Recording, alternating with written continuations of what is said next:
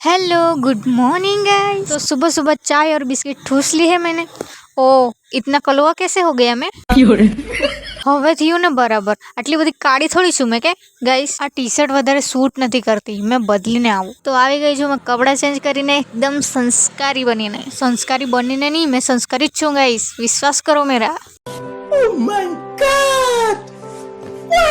મારી પ્રોબ્લેમ શું છે તમને ખબર? નહીં ખબર હશે, મેં જ કહી દેમ. અરે મેં કંઈ બી વાત હોય ને, મારે કંઈ કરવાનું હોય ને તે મેં ભૂલી જાઉં યાર. આવું થાય મારી સાથે. કાંઈ કરવાની હતી તે બી ભૂલી જામ મેં, પણ એક વસ્તુ મેં નહીં ભૂલું.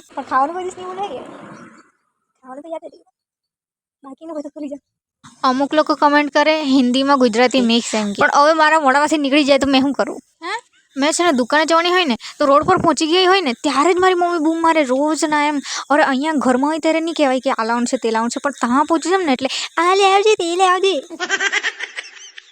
દુકાનથી સામાન લઈ આવી પછી એમ કહેતી છે કે આ તો લાવી જ નહીં, એટલે મેં ચૂપચાપ કિટકેટ ખાવા બેસી ગઈ. પછી મારે એક વિડીયો બનાવવાનો હતો, તેના માટે ધતિંગ કર્યા તે તો જાઉં મેં.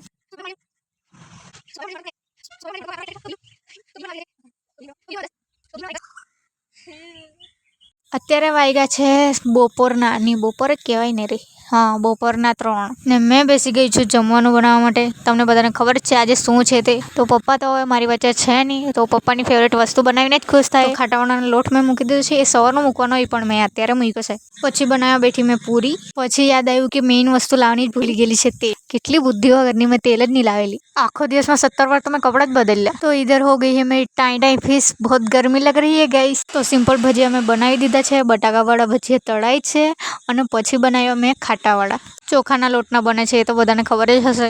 પછી બનાવ્યું મેં મસ્ત પનીરનું શાક. બસ આજે આટલું જ બનાવવાની છું, બાકીનું આપણે રાંધણ છઠના દિવસે બનાવું. હા, તો તમારા ઘરે શું શું બનાવ્યું આજે?